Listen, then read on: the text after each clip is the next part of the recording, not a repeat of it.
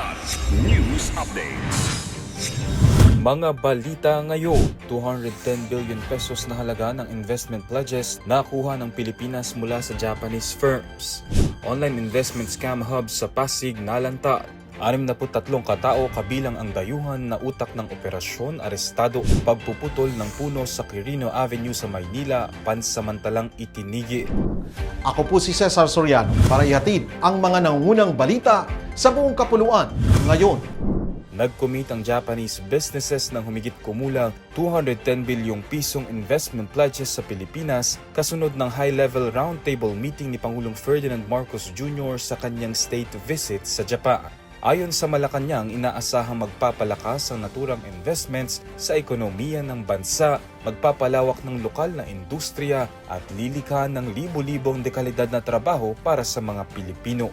Sinabi ng Presidential Communications Office o PCO na ang $3.4 billion na investment commitments mula sa Japanese corporations ay nagpapakita ng matinding tiwala sa economic agenda ng Administrasyong Marcos Jr. Pinasalamatan naman ng Pangulo ang Japanese companies tulad ng All Nippon Airways, Toyota, Mitsubishi Corporation, Marubeni, Panasonic at Fast Retailing dahil sa patuloy na pagtitiwala sa ekonomiya ng Pilipinas. Binigyang diin din ni Marcos ang kahalagahan ng mas matatag na Philippine-Japan Economic Partnership upang mapalakas ang kalakalan, turismo at pangmatagalang paglago ng ekonomiya ng dalawang bansa. Arestado ang 63 katao kabilang ang isang 55 anyos na dayuhan na itinuturong utak ng operasyon sa sinalakay na umano'y malaking online investment scam hub sa Pasig City. Ayon sa Philippine National Police Anti-Cybercrime Group o PNP-ACG, nalantad ang modus matapos bakatanggap ng reklamo mula sa mga biktimang nahikayat mag-invest sa X-Trade platforms sa pamamagitan ng online advertisements at mga nagpakilalang trading assistants at investment advisors. Sa implementasyon ng warrant to search, seize and examine computer data noong Mayo 20, nadiskubre ng mga otoridad ang organisadong operasyon gamit ang scripted messages, fake identities at manipuladong withdrawal requests upang palabasing lehitimo ang investment scheme. Nahaharap ang mga suspects sa kasong paglabag sa Cybercrime Prevention Act, Securities Regulation Code, Anti-Financial Account Scamming Act at iba pang batas.